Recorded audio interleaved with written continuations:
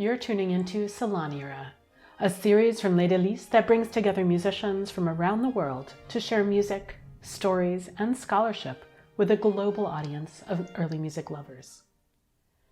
I'm Deborah Nagy, and this is the third episode of our third season, No Straight Answers.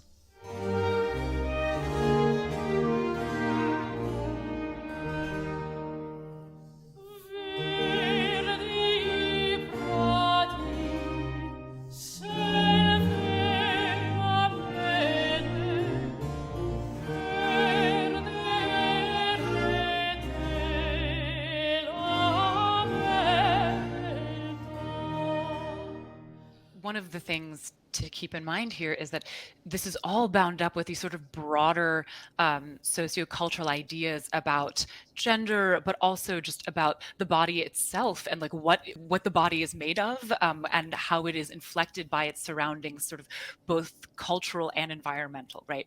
So there are certain qualities that all or most voices of people who are castrated share. There's a sort of usually a kind of brilliance of timbre, largely because of the sort of physiological differences that Deborah, you sort of outlined in the beginning, this bigger rib cage, these strong intercostals, and the sort of much smaller larynx. There's a lot of power and a lot of breath coming through a sort of very small opening and thinner chords. So it gives you a sense of this sort of real brilliance, is the word I keep using, or sort of the metallo of so many of these voices. One of the interesting things about what you were talking about with the rib cage and the lungs and that sort of thing is the training. And I want to take a second about that because vocally, when you put too much air or as much air as you might do for a legato forte line, you can't do that and sing